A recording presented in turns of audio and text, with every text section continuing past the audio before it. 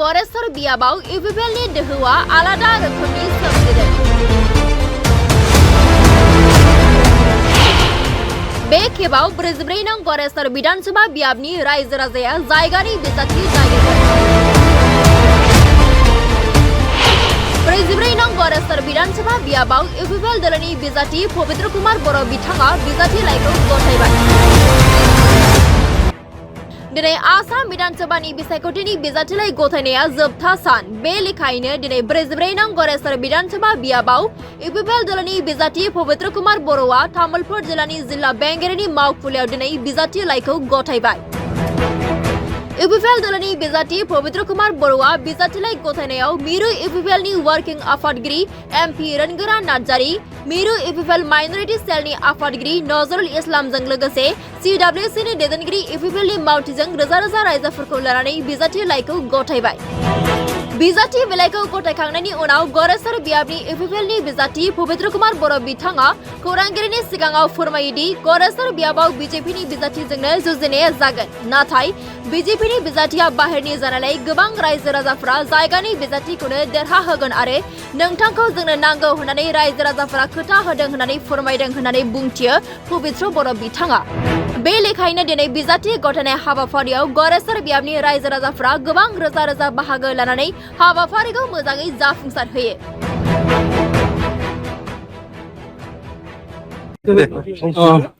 खुलुमबाय, नमस्कार, अस्सलामु आलाइकुम। दिनैनि जोंनि इउपिपिएल दलनिफ्राय जोङो जिहेतु गरेस्वर विधानसभानि गेजेराव आंखौ इउपिपिएल दलआ पार्टी हिसाबै प्रटेक्ट खालामदों।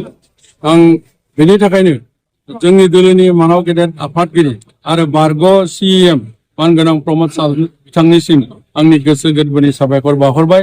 आरो दिनैनि बे गोथार हाबाफारियाव नमिनेशन दाखिल खालामनाय गोथार हाबाफारियाव जोंनि दलनिनो मानाव गेदेर वार्किं प्रेसिडेन्ट लोगोसे राज्य सभानि सांसद मानाव गेदेर रंगोरा नार्जारी बिथाङाबो नुजाफैदों। बेनि थाखाय आं बिथांनिसिम साबायखर बावदों। आरो दिनैनि बे गोथार हाबाफारियाव जोंनि माइनरिटि सेलनि मानाव गेदेर आफादगिरि मानगोनां नजरुल इस्लाम बिथाङाबो नुजाफैदों। आरो बे हाबाफारियावनो जोंनि CWCनि नेता मानाव गेदेर मुजिब आली बिथाङाबो नुजाफैदों। बेनि थाखाय बिथांखौ आं साबायखर बावदों। आरो दलनि गासै स्तरनि माने दैदेनगिरि बिथांमोना जोंनि गेजेराव नुजाफैनायनि थाखाय आंनि गोसो गोरबोनिफ्राय साबायखर बावदों।